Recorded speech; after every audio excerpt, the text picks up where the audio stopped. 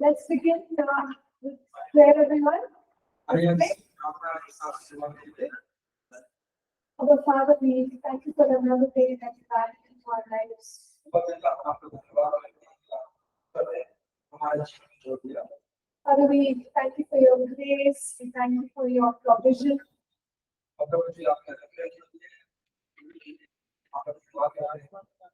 Father, even as we take time in your presence, और पिता जिस प्रकार आपके सामने उपस्थित हैं we ask that you will speak to us, O God. हम मानते हैं कि आप हमसे बात करें। Lord, through all the teaching that we are going to receive today, जो भी शिक्षा है जो हम मिलेगी we pray that you will meet our needs. और हम प्रार्थना करते हैं कि आप हमारे जरूरतों को पूरा करें। Thank you for the wonderful way in which you are working among us. और प्रभु जी आपको से आप हमारे बीच में से काम कर रहे हैं इसके लिए आपका धन्यवाद।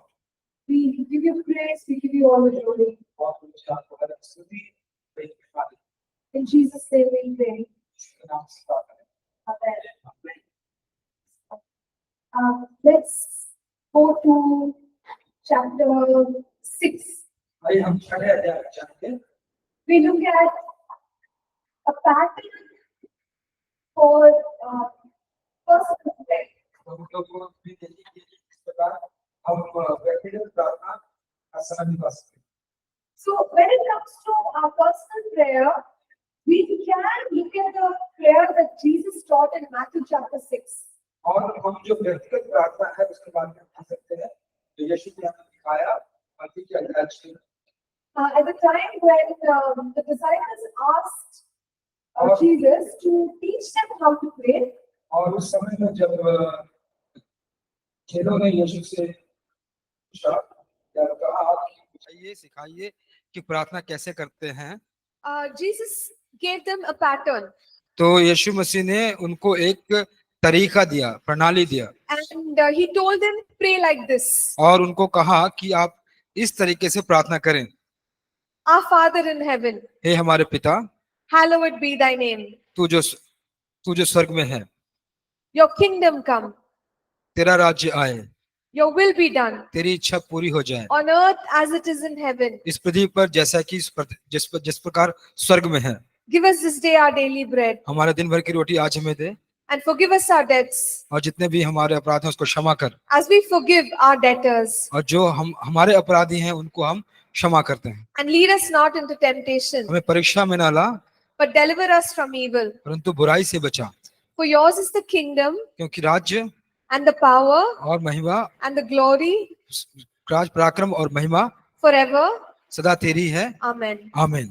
So this is what Jesus taught us, and many of us call it the Lord's Prayer. तो इस प्रकार यीशु ने सिखाया और हम में से कई इसे कहते हैं प्रभु की प्रार्थना। Some people also like to call it the disciples' prayer. और कुछ लोग इसको चेलों की प्रार्थना भी कहते हैं। But the point is that when people wanted to learn how to pray, Jesus said, pray like this. तो बात यह है कि जब भी यीशु मसीह को लोग पूछते थे कि प्रार्थना कैसे करना है तो वो कहते थे इस प्रकार प्रार्थना करें। Based on this, some of us pray during our personal time. और इसको आधार बना के हम में से कई हमारे व्यक्तिगत समय में प्रार्थना करते हैं। But what we end up doing is we repeat the prayer. तो हम लोग क्या करते हैं कि हम प्रार्थना को दोहराते रहते हैं। Whatever I just read out, we repeat it over and over and over again. और इसी प्रकार जिस प्रकार हम लोग उसको बार बार उसको हम दोहराते रहते हैं। So did Jesus mean that we have to say the same words again and again? तो क्या यीशु का मतलब ये था कि यह जो शब्द है उसको हम बार बार इस्तेमाल करें? Because he said pray like this. उन्होंने कहा कि इस प्रकार प्रार्थना कीजिए। And then, our Father in heaven, hallowed be thy name, thy kingdom come, thy will be done. The whole इस प्रकार से कि हे हमारे पिता तू जो स्वर्ग में है तेरा नाम तेरा राज्य आए, इस प्रकार से प्रार्थना करने की पूरी चीजें को। So should we repeat it? तो क्या उसको हम दोहराएं? By heart.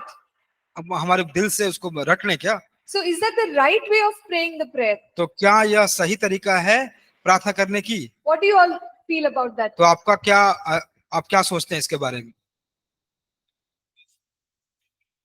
We should remember it in our prayer, okay? So, should we include it at least once? Is that what you're saying? Okay. So, brother is saying we should pray this prayer at least once in तो- our personal time. तो व्यक्तिगत प्रार्थना में भाई कह रहे हैं कि कम से कम एक बार हमारे व्यक्तिगत प्रार्थना में इसको हम प्रार्थना कर सकते हैं। So, how do we use it? तो इसका उपयोग हम कैसे करें? Is it meant to be repeated? क्या इसका मतलब है कि इसको हम दोहराएं बार बार? No? ना। Okay. So, don't repeat it. Then how to use it? तो अगर इसको हम दोहराएं नहीं तो कैसे इस्तेमाल करें इसका?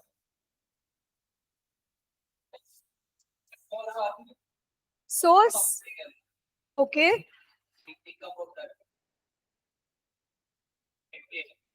We okay, it guides our prayer.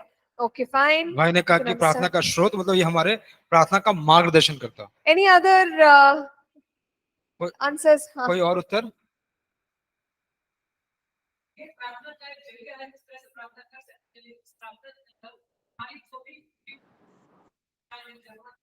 परिवार का हुआ, बच्चा का हुआ, शिक्षक का हुआ, अपने कार्य क्षेत्र का हुआ, सभी को साथ ही अगर मुझे जाने अनजाने में किसी के साथ प्रार्थना हुआ या प्राप्त हुआ, क्षमा मांगते हो।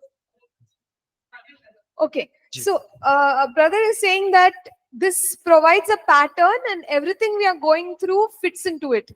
और भाई कह रहे हैं कि ये एक तरीकों को बताता है, एक प्रणाली को बताता है, और जो भी हम जिस स्थिति से हम जा रहे हैं वहां यहाँ पे ठीक बैठती है। Okay, so let's understand why Jesus gave us these words. तो आइए हम समझेंगे कि क्यों पिता ने या प्रभु यीशु ने हमें ये शब्द दिए। First of all, it's not for us to repeat. सबसे पहली बात है कि ये हमारे लिए दोहराने की बात नहीं है। If I'm just going to say it without meaning it, it will not be of any benefit. तो सिर्फ इसको अगर हम दोहराएंगे बिना किसी मतलब के तो ये हमारे कोई लाभ की बात नहीं होगी। Okay, and like one of the answers was that we can cover all our prayer needs in this pattern. तो एक उत्तर में ये भी था कि हमारी जितनी प्रार्थना की जरूरत है इस प्रणाली में हम इसको कवर कर सकते हैं। So yes, maybe we can do that. हाँ, हो सकता है कि इसे हम कर सकते हैं। But it's okay to have other patterns for prayer also. तो ये भी ठीक है कि हम प्रार्थना की किसी दूसरी रीति को भी हम अपनाएं। So if I go with this pattern and if I have additional patterns, it's actually fine. तो अगर हम इस प्रणाली से जाते हैं और अगर हमारे पास और कोई दूसरी तरीका है तो उसको भी हम इस्तेमाल कर सकते हैं, ये ठीक है। But this is the primary way in which we can pray. तो ये एक प्राथमिक रास्ता है जिससे द्वारा हम प्रार्थना कर सकते हैं। So in order to use this prayer, we have to look at each of the statements and apply it.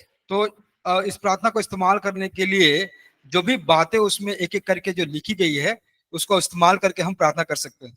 So we begin with our Father in heaven, hallowed be your name. हम प्रार्थना शुरू करते हैं कि हे हमारे पिता तू जो स्वर्ग में है। So before the time of Jesus's ministry, you won't find the Jews calling God as Father.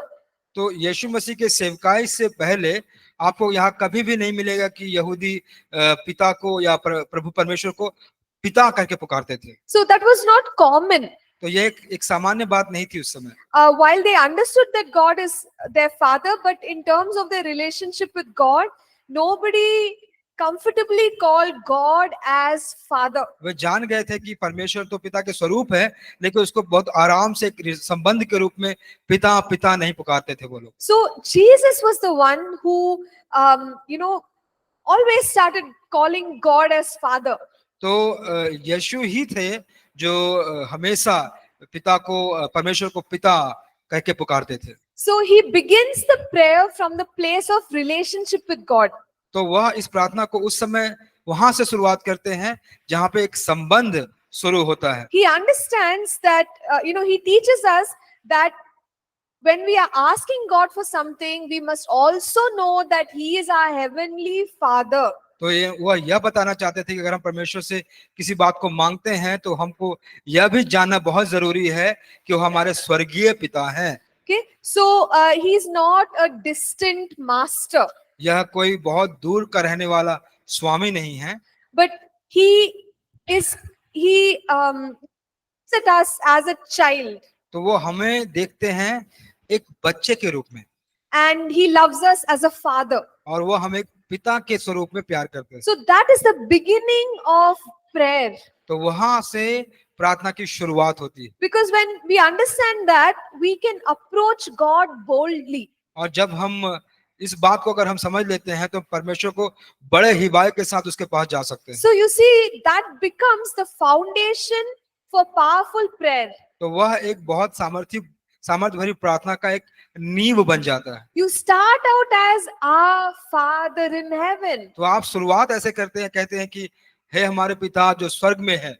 And also notice, he says, our Father in heaven. वो कहता है कि देखिए ध्यान से कि वो कहता है हमारा पिता जो स्वर्ग में है।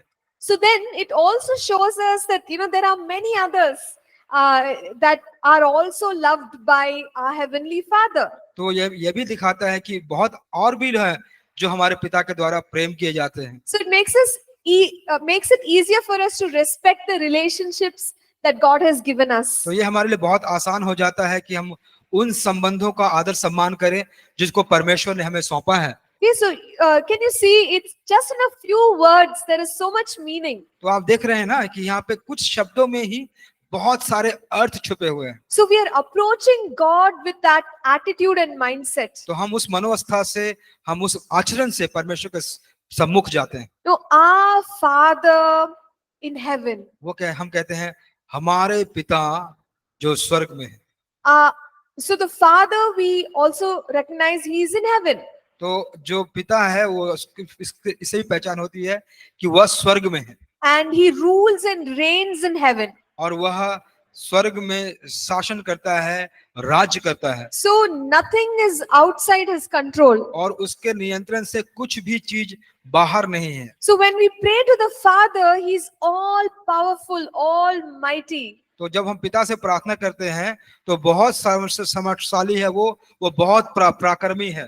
And that's the God we are approaching. तो उस प्रकार के परमेश्वर को हम उसके पास जाते हैं। And then we say, hallowed be your name. हम कहते हैं कि तेरा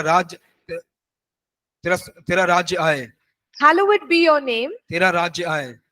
It is glorifying God. वो परमेश्वर की महिमा करना है। So hallowed be your name is to glorify God. तो जो hallowed be thy name है, इसका मतलब होता है परमेश्वर की महिमा करना। So just before we get into our prayer, what are we doing? Remember yesterday we said, right? Begin with thanksgiving, end with thanksgiving. तो कल हम लोगों ने कुछ बात की थी, शायद आप याद रखते होंगे कि जब आप प्रार्थना में जाते हैं तो पहले आप धन्यवाद की प्रार्थना से शुरू करें और फिर धन्यवाद की प्रार्थना से अंत करें। So we are starting out saying, God, you are so great, you are so mighty, you are so awesome. तो हम शुरुआत करते हैं कहने से शुरुआत करते हैं कह के कि परमेश्वर आप बहुत महाक्रमी है, आप बहुत महान है, आप बहुत भले हैं। So recognizing God, recognizing his power, recognizing his glory is the beginning of praying. तो उसकी जो महानता की पहचान है, उसकी महिमा की जो पहचान है, उसकी सुंदरता की जो पहचान है, वो हमारी प्रार्थना की शुरुआत होती है। So when I want to pray, I can use this first point and pray according to that first point for maybe, I'm just giving some time, 10 minutes. तो ये पहला बात को लेकर हो सकता है उसको हम 10 मिनट के लिए पहचान के उस शब्द से हम 10 मिनट के लिए प्रार्थना कर सकते हैं। I can just spend time thinking about how he is my Abba Father, how he rules and reigns in heaven, and how I want to glorify his name.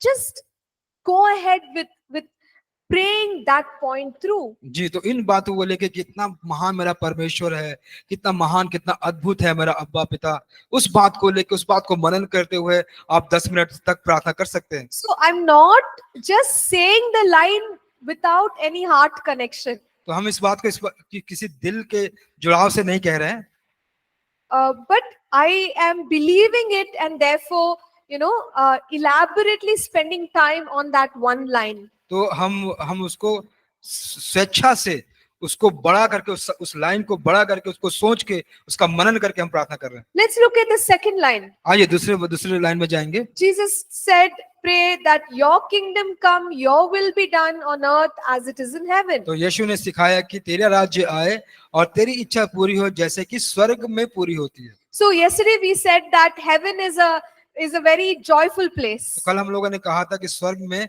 एक बहुत ही आनंदमय जगह है। There is no sadness, there is no sickness. तो वहां पे कोई दुख की बात नहीं है, कोई बीमारी नहीं है We don't have the works of the devil in heaven. और दुष्टात्मा की कोई भी कार्य स्वर्ग में नहीं है। No, it's filled with joy, peace, and what else? Love.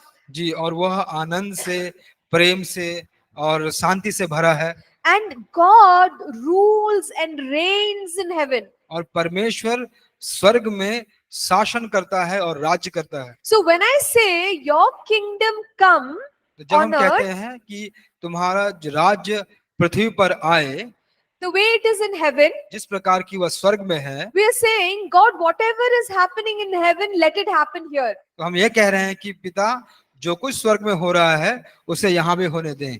Okay, so maybe in my life, I am experiencing some form of unrest, some form of anxiety. किस हो सकता है कि हमारे जीवन में किसी प्रकार के उथल पुथल या चिंता से होकर हम गुजर रहे हैं। And we ask God, let your kingdom come in my heart. तो हम कहते हैं परमेश्वर की कि परमेश्वर मेरे हृदय में आपका राज्य आए। That means, God, may I experience your peace?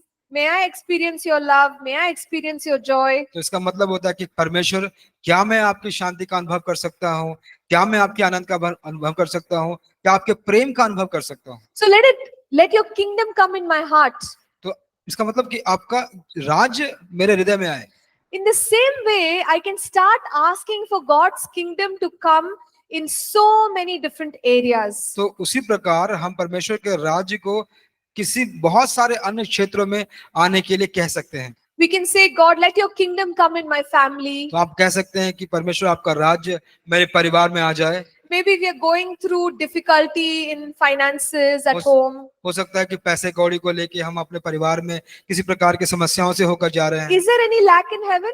तो क्या कोई कमी है स्वर्ग में? No, no. What are the streets made of? तो जो सड़कें हैं कैसे बने हैं? स्वर्ग में सोने के। Gold. Oh, सोने wow. Right? So, let your kingdom come means, God, you have abundance in heaven. तो आपका राज्य आए, इसका मतलब होता है कि परमेश्वर स्वर्ग में तो बहुतायत है। So, by faith, I'm saying, let that provision come into my family. तो हम उस विश्वास से कहते हैं कि परमेश्वर वही जो परिपूर्णता है वह मेरे परिवार में आ जाए। Right? Instead of worrying, I'm saying, God, by faith, I'm claiming what is in heaven, it will come into my family. वही, और चिंता करने के बजाय हम ये कह सकते हैं कि पिता, मैं उस आशीष को मांगता हूँ और क्लेम करता हूँ कि वो सारा आशीष जो स्वर्ग में है मेरे परिवार में भी हो जाए। Okay, so it's all about faith. तो ये सब विश्वास को लेके है। By faith, we are saying, God, if it's happening in heaven, you taught us to pray. Let it happen on earth. तो विश्वास से हम कह सकते हैं कि अगर यह स्वर्ग में हो रहा है परमेश्वर, तो आपने हमें सिखाया प्रार्थना करने के लिए, इसे इस पृथ्वी पर भी होने दे। Okay, so we look at our city, we look at the place where we live. हम अपने शहर को देखते हैं और उस जगह को देखते हैं जहां पर हम निवास करते हैं। We can see corruption, हम भ्रष्टाचार को देखते हैं, we see crime, हम अपराध को देखते हैं, we see alcoholism, हम देखते हैं कि लोग मदिरापान में डूबे हुए हैं, no, we see prostitution, हम वेश्यावृत्ति देखते हैं, no, we see all kinds of evil things around us. हम देखते हैं कि हमारे इर्द गिर्द बहुत सारे बुरे चीजें हो रही हैं। But when God rules and reigns in heaven, तो जब परमेश्वर उस स्वर्ग में राज्य करता है, शासन करता है, then we know that He's ruling and reigning with righteousness and justice. तो हम ये जानते हैं कि परमेश्वर वह पूरे धर्म से और सच्चाई से उसका स्वर्ग में वह शासन करता है। So when I say, Lord, let your kingdom come in my city, तो जब हम कहते हैं कि परमेश्वर आपका राज्य हमारे शहर में आ जाए, that means let the rule of righteousness come to this city. तो उसका मतलब होता है कि जो धार्मिकता का शासन है वो भी हमारे शहर में आ जाए। And you can pray that for every area. तो वो हर एक क्षेत्र के लिए उसको हम प्रार्थना कर सकते हैं। If we say, let your kingdom come in my health, अगर कहते हैं कि परमेश्वर आपका राज्य मेरे स्वास्थ्य में आ जाए, how are people in heaven? तो Their health? स्वर्ग में लोग स्वास्थ्य की रीति में कैसे हैं?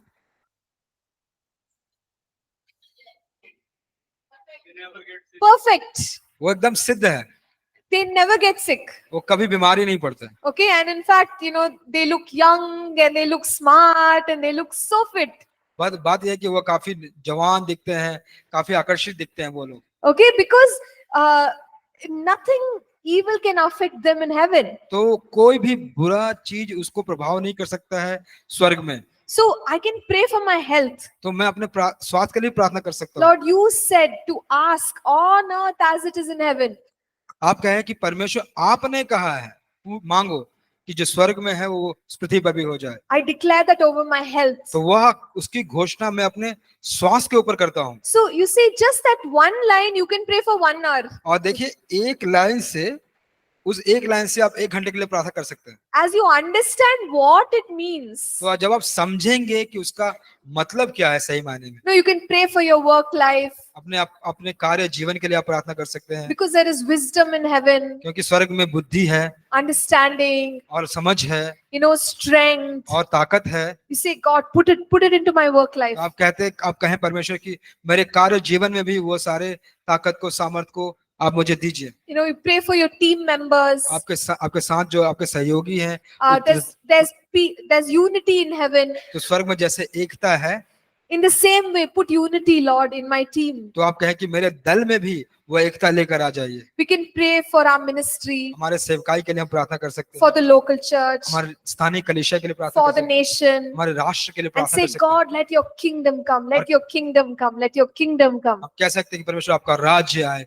आपका राज्य आए, आपका राज्य आए। So Jesus is only giving a pattern, तो देखिए यहाँ पर यीशु एक तरीका दे रहे हैं। and then he's saying, use your authority to pray this तो pattern. वो कहते हैं कि अपने अधिकारों का इस्तेमाल कर कि इस तरीकों को आप उपयोग करो। Okay, so let's go to the next line. आइए दूसरी जगह में जाते, दूसरी बात में What जाते does हैं। it mean? इसका मतलब क्या होता है? Give us this day our daily bread. हमारे दिन भर की रोटी आज हमें दे।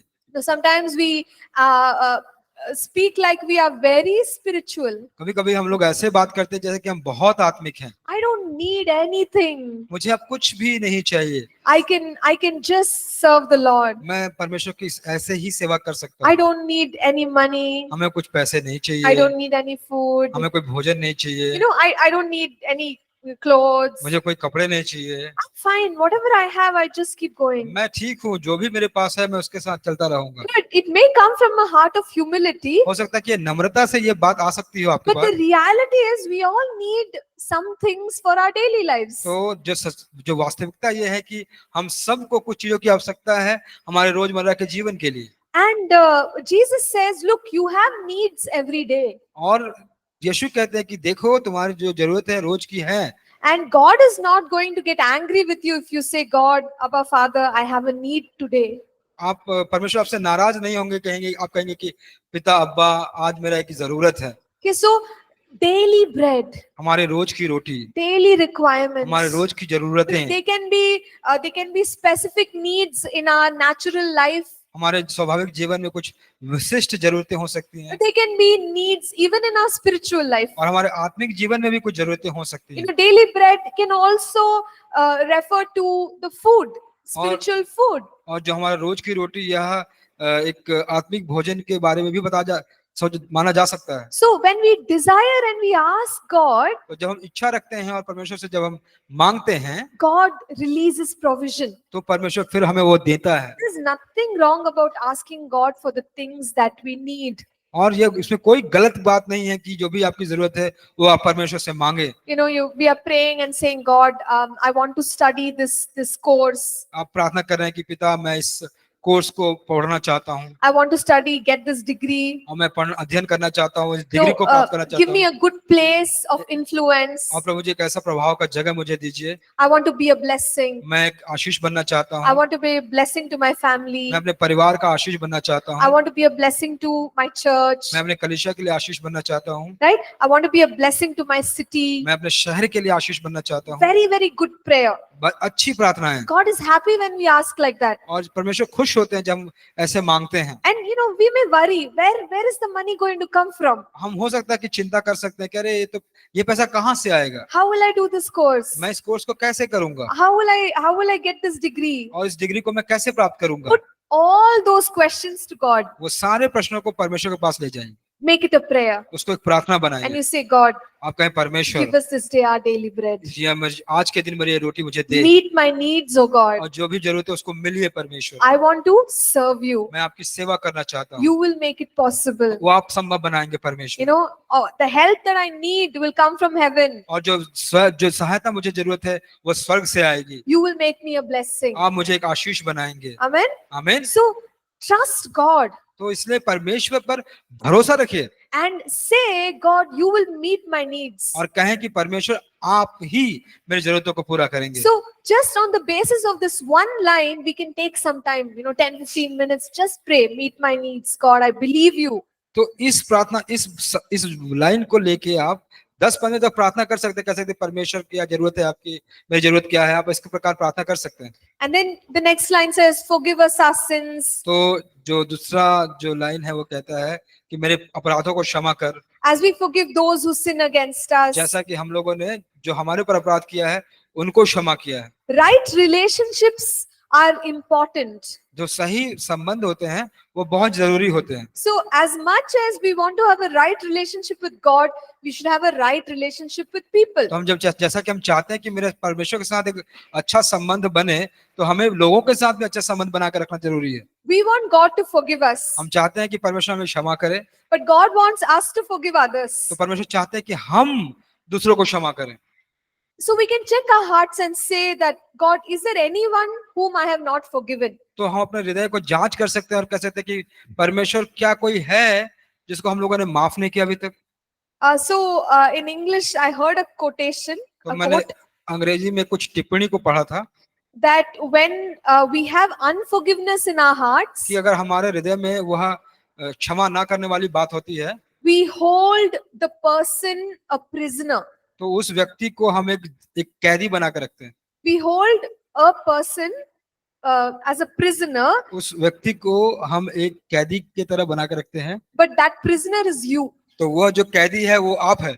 Okay, we think that we are making the other person a prisoner, हम सोचते हैं कि उस व्यक्ति को, जो दूसरा व्यक्ति है, उसको हम लोगों ने कैदी बना दिया है, but unforgiveness makes us a prisoner. लेकिन जो क्षमा ना करने वाली बात है वो हमको कैदी बना देती है। Because unforgiveness shows that we are the ones who are bound. तो जो क्षमा ना करने वाली बात है वो कहती है कि हम बंधन में हैं।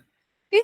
And that is why God knows that unforgiveness will keep blessings away from us. तो जो क्षमा ना करने वाली जो बात होती है वो सारी आशीषों को हमसे दूर रखती है। Whenever we sit to pray, suddenly we may remember, that brother, that sister.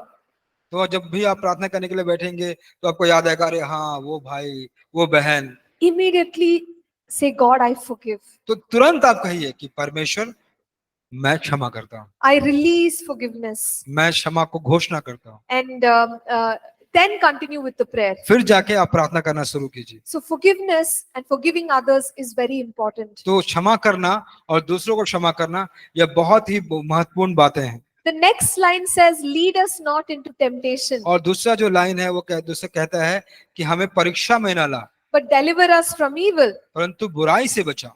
Basically, we're asking God to guard us. तो मूल रूप से इसका मतलब होता है कि परमेश्वर हम कहते हैं कि परमेश्वर हमारी सुरक्षा कर। So God, wherever I go, whatever I do, protect me from temptations. प्रभु जो भी मैं करता हूँ, कहीं भी मैं जाता हूँ, तो मुझे परीक्षा से बचा। Put on the armor of God परमेश्वर का जो औजार है, हथियार है, वह मुझ पर डाल दे। and pray, God, protect my imaginations. तो कहें कि परमेश्वर मेरे जो कल्पनाएं हैं उसको सुरक्षा कर। God, protect my desires and affections. और मेरे जो स्नेह हैं, मेरा जो इच्छाएं हैं, उसको आप सुरक्षा दें। The plans that I have, God, let your protection be on it. तो जो भी योजनाएं मेरा है परमेश्वर आपकी सुरक्षा उसके साथ रहे। And this way we can pray for many aspects, family, children, home. और इस प्रकार हम बहुत सारे क्षेत्रों के लिए हम प्रार्थना करते हैं, जैसे अपना परिवार, हमारे बच्चे, हमारा घर, इसको लेकर। Okay, so you would notice that just at one point again we can spend half an hour praying for protection. तो फिर आप देखेंगे कि इस बात को लेकर आप आधे घंटे तक प्रार्थना कर रहे हैं, इस बात को लेकर, सुरक्षा को लेकर। And the last line in that prayer, और जो अंतिम बात उस प्रार्थना में है for yours is the kingdom, कि स्वर्ग की जो जो राज्य है वो आपका है, yours is the power, आप पराक्रम आपका है, yours is the glory महिमा आपकी है forever. Amen.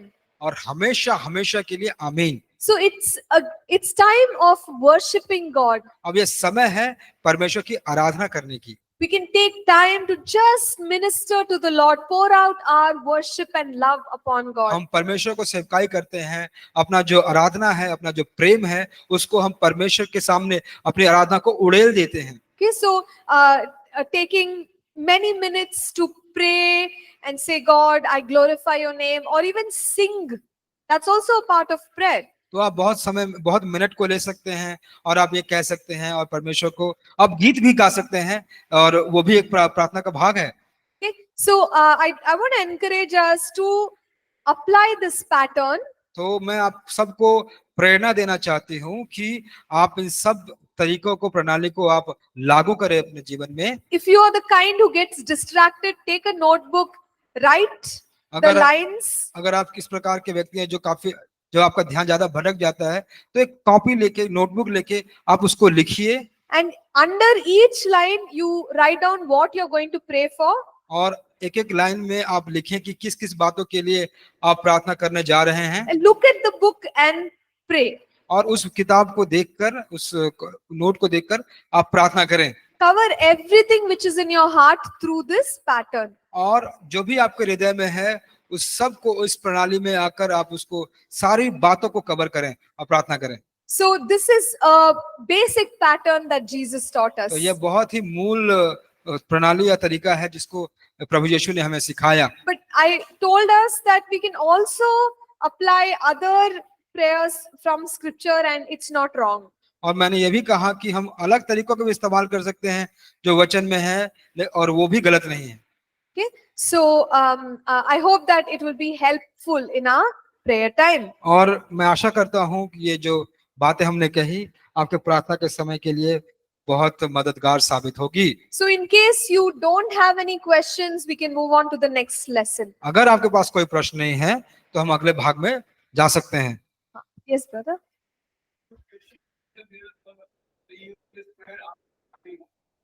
After the they doing own prayers, uh, then he repeated this pattern, and after the finishing his prayer. okay. See, if people are repeating it, there's no harm as long as they mean it. देखिए, अगर लोग उसको दोहरा रहे हैं तो कोई हानि नहीं है अगर उसको मतलब अपने मन से प्रार्थना कर रहे हैं। But the problem is, even I've done it. मैंने- Sometimes we say it, but we're not even thinking what we are saying. देखिए, मैंने भी इसे किया है। हम तो कहते हैं लेकिन हम क्या कह रहे हैं उसका मतलब हमें खुद समझ में नहीं आता। So then if everybody is repeating it like that, then there is no meaning in that. तो अगर सब लोग इसको ऐसे ही दोहरा रहे हैं इसी प्रकार से तो इसका कोई मतलब नहीं निकलता। So a good thing for us to do is, like today how we taught, what is the meaning. So if we teach our church, when they say the prayer, hopefully they will say it with understanding. तो अच्छी Then it बात is helpful. तो अच्छी बात यह है कि जैसे प्रकार हम लोगों ने हर एक बातों का मतलब समझाया, तो अगर हम अपने कलीसिया को भी सिखा सके कि इस बातों का मतलब ये है और अगर यह प्रकार वो लोग प्रार्थना करते हैं तो यह काफी अच्छा होता है। Okay. Yes. Right.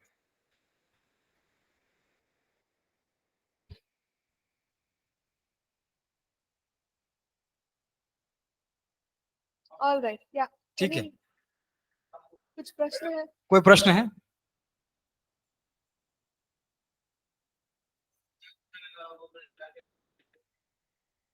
Hmm.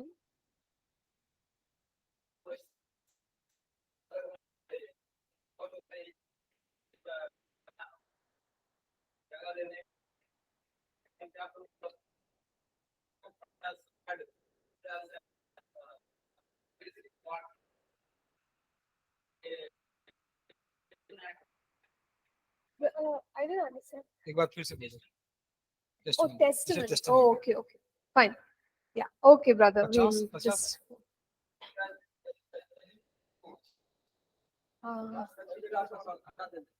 Okay. Right. Okay, brother Thank was just sharing a testimony. So I think it's quite simple. So let's go ahead with the next chapter, 7. तो मैं सोचता हूँ कि ये थोड़ा आसान था आपके लिए, आया ना? Okay. चलिए 7वें अध्याय में जाएंगे। 7th chapter is about praying in the spirit. तो 7वां जो पाठ है वह है आत्मा में प्रार्थना करने के बारे में। Earlier also, a lot of questions came up regarding this matter. तो पहले भी बहुत सारे प्रश्न आए थे इस बात को लेकर। So praying in the spirit, as we've explained, is praying in tongues. तो जिस प्रकार हम लोगों ने बता दिया है कि प्रार्थना में, आत्मा में प्रार्थना करना मतलब अन्य भाषा में प्रार्थना करना। In 1 Corinthians 14 verses 14 and 15, पहला कुरिन्थियों का 14 अध्याय का 14 और 15 आयत में, in verse 14, Paul says, if I pray in a tongue, my spirit prays, but my understanding is unfruitful. तो 14 वचन में ये कहता है कि अगर मैं आत्मा में प्रार्थना करूं परंतु मेरी बुद्धि काम नहीं देती। So there is a difference between praying in the spirit and praying with understanding. तो एक यहाँ पे एक अंतर है आत्मा में प्रार्थना करने से और बुद्धि से प्रार्थना करने से। Paul is saying, if I pray in the spirit, my understanding is unfruitful. तो पौलुस कहता है कि अगर मैं आत्मा में प्रार्थना करूंगा तो मेरी जो समझ है वह कोई फल नहीं लाती। That means that, I am saying something, I am praying something which does not register in my mind. तो इसका मतलब होता है कि मैं प्रार्थना कर रहा हूँ उस बातों से जो मेरे मन में पंजीकृत नहीं होती। In other words, I'm not using my mind to pray in tongues. तो दूसरे शब्दों में कि मैं अपने मन का इस्तेमाल नहीं कर रही हूँ अन्य भाषा में प्रार्थना करने के So लिए। that is why when we pray in tongues, we can pray anytime. इसीलिए जब हम अन्य भाषा में प्रार्थना करते हैं तो हम कभी भी प्रार्थना कर सकते हैं, Because we are actually not using our mind. क्योंकि हम अपना मन उस समय इस्तेमाल नहीं करते। Maybe you're riding your bike. अगर आप अपने बाइक को चला रहे हैं And when you're riding, you need some concentration. तो अगर आप चला रहे हैं तो उस समय आपका कुछ ध्यान चाहिए होता है। You're looking at the traffic, आप ट्रैफिक को देखते हैं, you're looking at the road, आप रोड को भी देखते हैं, but you could still be praying in tongues. तो उस समय आप अन्य भाषा में प्रार्थना कर सकते हैं। How? कैसे? Because your mind is concentrating, your mind is active. क्योंकि आपका मन सक्रिय है, वह ध्यान लगा रहा है। But when you're praying in tongues, it does not involve your mind. लेकिन आप जब अपने जवान से अन्य भाषा में प्रार्थना करते हैं तो आपके मन को वह एक साथ नहीं लाता। So maybe we are cooking, cleaning, but we are still praying in tongues. हो सकता है कि हम साफ सफाई कर रहे हैं या खाना बना रहे हैं, फिर भी हम अन्य भाषा में प्रार्थना कर सकते हैं। Or you could even be reading something and you can pray in tongues. और आप कुछ पढ़ भी सकते हैं और उस समय भी आप अन्य भाषा में प्रार्थना कर सकते हैं, Because it does not involve my mind. क्योंकि वह हमारे मन का इस्तेमाल नहीं करता। That's what Paul is saying. इसीलिए पौलुस यहाँ पे कह रहे हैं He's saying that when I pray in the spirit, my mind, my understanding is unfruitful. कि जब मैं आत्मा में प्रार्थना करता हूँ तो जो मेरा मन है वह फल नहीं लाता या वह काम नहीं देती। So he's very clear about the difference between praying in the spirit and praying with words. और यह बहुत साफ रीति से वह अलगाव को बताता है कि आत्मा में कैसे प्रार्थना करते हैं और शब्द से कैसे प्रार्थना करते And हैं। they are two different things. और ये दोनों अलग अलग चीजें हैं। And again in verse 15, और फिर 15 वचन में he says, I pray with the spirit and I pray with my understanding. Separate things. वो कहते हैं कि मैं आत्मा से प्रार्थना करता हूँ और बुद्धि से प्रार्थना करता हूँ, दोनों अलग चीजें हैं। And I sing with the spirit and I sing with my understanding. Two separate things. तो मैं आत्मा से गाता हूँ और मैं बुद्धि से गाता हूँ, दोनों अलग चीज है। And we've seen Ephesians 6:18 और इफिसियों के 6:18 में हम देखते हैं that we must pray with all prayer and supplication. और हमें वो कहाँ पे लिखा है कि हमें हर प्रकार के प्रार्थना में और निबंध में प्रार्थना करना चाहिए। So pray with the words आप शब्द से प्रार्थना करें and pray with the spirit. तो आप आत्मा से भी प्रार्थना करें। Now, what is the benefit of praying in the spirit? तो आपका जो आत्मा से प्रार्थना करने का लाभ क्या है? Praying in the spirit is praying in tongues. जो आत्मा से प्रार्थना करना है वह अन्य भाषा में प्रार्थना करना है। So I'm going to keep saying praying in the spirit, praying in the spirit. Understand it as tongues. तो जब भी मैं कहूँ कि आत्मा में प्रार्थना करो, आत्मा में प्रार्थना करो, उसको अन्य भाषा में प्रार्थना कर, अन्य भाषा में प्रार्थना कर करके आप समझे। Okay, so what is the use? तो इसका जो उपयोग क्या है, What is the benefit? इसका लाभ क्या है, We are going to look at some of the benefits. तो हम उस कुछ जो लाभ है उसको हम देखेंगे। Okay, so for today we will stop here. आज के लिए हम अभी के लिए हम यहाँ खत्म करेंगे, Okay, the first session. करेंगे। Let's take a slightly longer break today and then we will come back. तो आज के लिए थोड़ा सा बड़ा ब्रेक लेंगे और फिर हम वापस आएंगे। And we'll come back and look at the benefits of praying in tongues. और जब हम वापस आएंगे तो फिर जो लाभ होते हैं अन्य भाषा में प्रार्थना करने के, उसको हम सीखेंगे। Thank you, everybody. आएंगे। Please be back 10:35. 10:35 में आप वापस आइएगा, 10:35 में।